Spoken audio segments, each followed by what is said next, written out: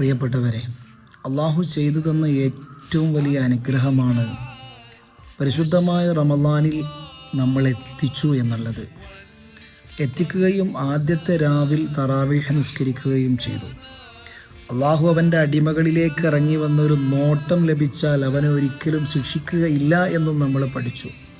എന്നാൽ പ്രിയപ്പെട്ടവരോട് ഓർമ്മപ്പെടുത്താനുള്ളത്, പരിശുദ്ധമായ റമളാനിൻ്റെ രണ്ടാമത്തെ രാവാണ് നമ്മിലേക്ക് സമാഗതമാകാൻ പോകുന്നത്.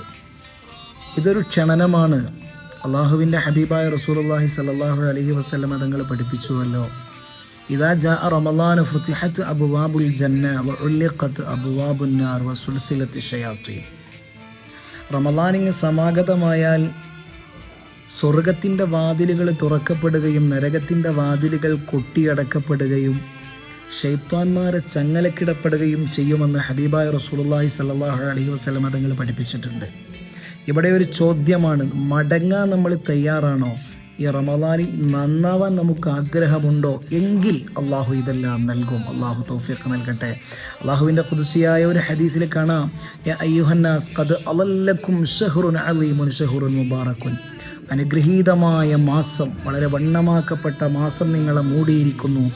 അതിനാൽ ഓരോ രാത്രികളെയും പകലുകളെയും തൗബ കൊണ്ട്, ഇസ്തിഗ്ഫാർ കൊണ്ട്, ഖുർആൻ കൊണ്ട് നിങ്ങൾ ജീവിപ്പിക്കുക. അള്ളാഹു തൗഫീഖ് പ്രദാനം ചെയ്യുമാറാവട്ടെ. അതിൻ്റെ കൂട്ടത്തിൽ മനസ്സിലാക്കേണ്ട മറ്റൊരു യാഥാർത്ഥ്യമാണ്, നോമ്പ് എന്നുള്ളത് അതൊരു രഹസ്യമായ ആരാധനയാണ്. അള്ളാഹു തന്നെ പറഞ്ഞുവല്ലോ, കുല്ലു അമലി ബിനി ആദമ ലഹു ഇല്ല സൗം ഫഇന്ന ലീ വ അന അജ്സി ബിഹി.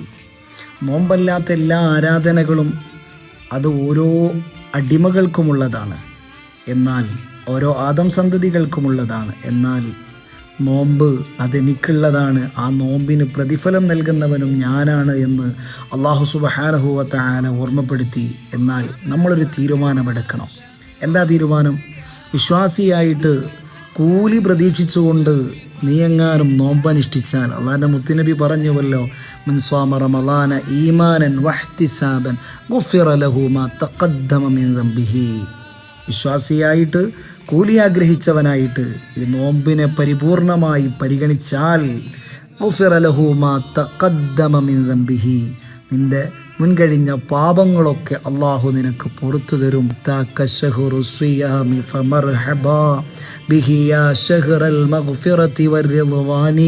നോമ്പിൻ്റെ മാസം വന്നിരിക്കുന്നു, സ്വാഗതം. മാപ്പിൻ്റെയും അള്ളാഹുവിൻ്റെ തൃപ്തിയുടെയും മാസമേ നിനക്ക് സ്വാഗതം.